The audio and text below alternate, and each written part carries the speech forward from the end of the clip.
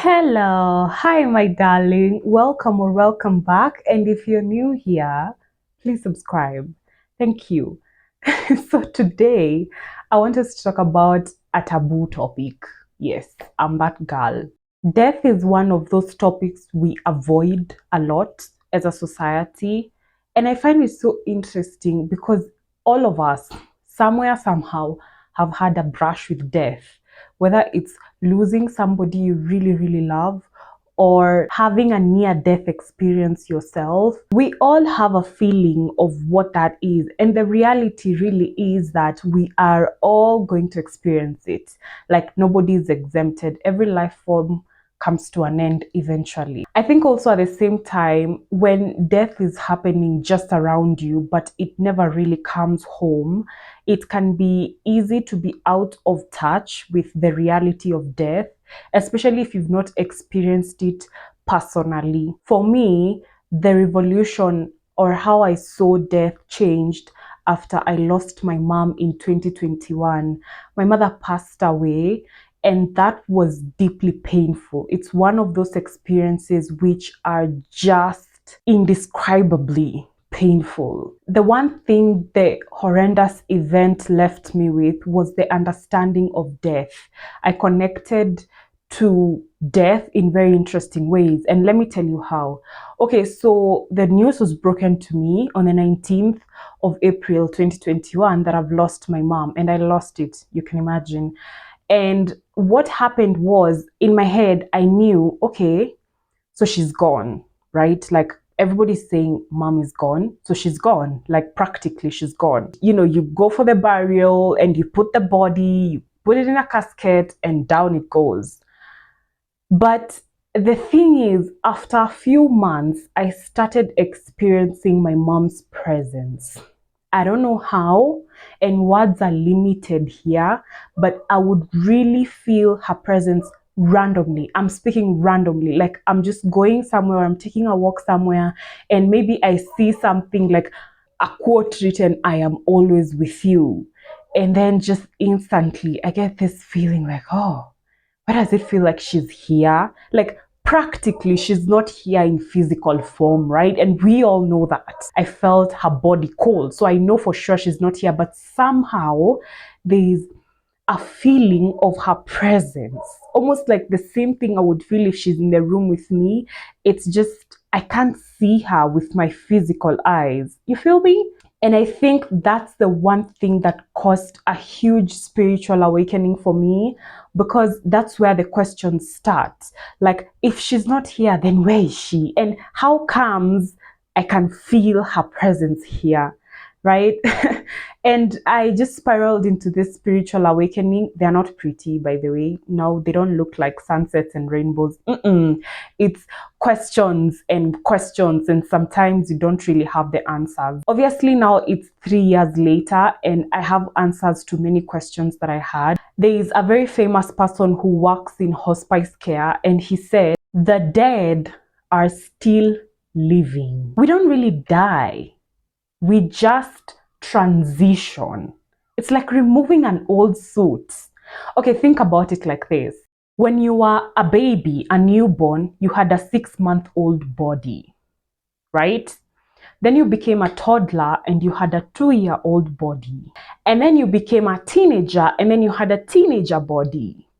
Then now you're where you are and you have a completely different body from what you had as a teenager. Your body keeps changing, right? What was inside since you were a baby, since you were newborn, right? It's still the same spirit, it's still the same energy that you are as a 20, 40, 30-year-old person. It's still the same energy. Your body just changed. It was just a transition. At one point, you didn't know how to walk, then now you have boobs. Like, this form is what is changing, but you yourself, your energy, your spirit is still right there. And the one thing I got to understand, and this is mind blowing, it's just life changing, honestly, is in that moment when we die, we leave these bodies right there on the bed. We leave the form. That which changed since you were in your mama's belly until you're here right now is what is left on the bed. But you, your spirit, the real true you, the energy that people say, oh, when people are mourning, they'll be like, we lost that. That's what we lost. We lost her vibrance. We lost her energy. We lost her spirit, because that's what goes. And people who've worked in hospice care will also tell you there's a lingering in that moment after we die. So we stop breathing, our hearts stop beating, and then there's just a moment where you can almost feel the person's energy in the room, if you get what I mean. Like, you can't see it with your physical eyes, and obviously you can't even prove it scientifically, but somehow you know the person is there, they're still there. And then after a while, it's almost like, I don't know, they ascend. It can be such a waste of time to fear death, right? Don't you think? But the reason why people fear death is because we don't understand it. We think that it's the end of life. We think that it's the end of us. But if we get to understand that what really comes to an end is this personality, this body, that is what comes to an end, because it's physical form. All physical form dies. But the energy, the spirit, the person you are can never really die. You just transition to where? Nobody ever knows. Really, we don't know, right? But you transition, that energy is still left. And that understanding is very important, because I realized that once I knew that, I'm not so scared of death. You know, like how you think about it and you're like, oh no, I don't want this to happen. Of course, if I was praying, I'll tell God, please add me more years. I have a lot more work to do on this earth, right? But I'm not like shuddering, kind of scared about it, because I know I'll just go back home. I'll just go back home. The one thing I want to drill in your head so good throughout this video is that at one point your life is going to come to an end. And it makes no sense, obviously, to live always having morbid thoughts or constantly thinking about death and how you're gonna die. No, that's not what we are talking about here. What we are really saying is death ultimately turns out to be the best teacher for life. Like, it's the best teacher. Without death, we wouldn't get anything done. And that's why it's important that we really ponder upon our lives and the quality of the lives we lead. There's something Steve Harvey said that just stuck with me forever, you guys. I was reading his book, Act Like a Success, and he said, when you die, because it's inevitably going to happen, your cross is going to be written sunrise, sunset. Sunrise is the day you were born, sunset is the day you die. And then between here, there's going to be a dash. And the real question becomes, what will you have done with that dash? From sunrise, dash, sunset. This dash represents your life, your mission, your purpose, your soul. Right? Right? I've had this with Stephen Covey from 7 Habits of Effective People, where he talks about beginning with the end in mind. It's basically what he's saying is, think about your eulogy. Think about what people will write. This is you reflecting. It's not going to be an obsessive thought. Don't obsess over it, because you don't know when it's going to happen. It's out of your control anyway, right? But just take a moment to reflect on what you want your eulogy to look like. What do you want your children to say about you? What do you want your mother to say about you? What do you want the world to say about you? You know, we've seen great people pass on, and we've seen how we always remember the impact they had in this world.